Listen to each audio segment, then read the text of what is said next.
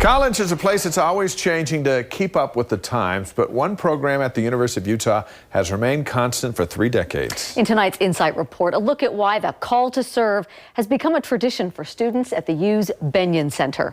This is a need, and it hasn't been filled. Feeding the hungry. Our program's all about increasing literacy skills in homeless youth. And caring for the less fortunate. It's all about a passion for service. People were inspired, and especially in those early days when it was all new. That took off in 1987. That's when Irene Fisher, a community activist, was hired to be the first director of the Bennion Center. I saw how I had learned by being in the community, and I knew that that would be a life-changing experience for people, especially students. A service center on a college campus was a novel idea when the Bennion Center opened. It was only the second of its kind. 9 students helped Irene with the first service project. They cleaned up a home for the mentally ill in Sugar House. Lots of cleaning, lots of work side by side with the chronically mentally ill people that lived in the residence. Within a year, more than 1,200 were volunteering.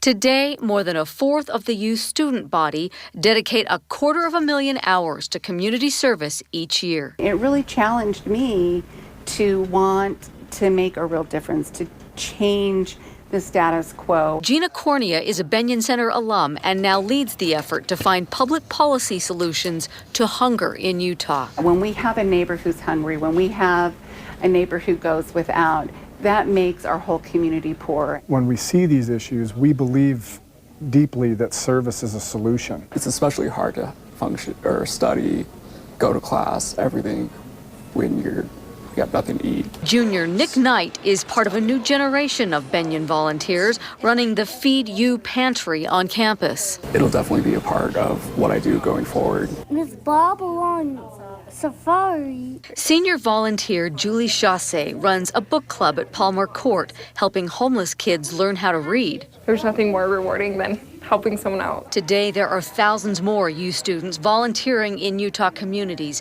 but what drives them hasn't changed. I can see the same enthusiasm for service and involvement in the community that I saw earlier on.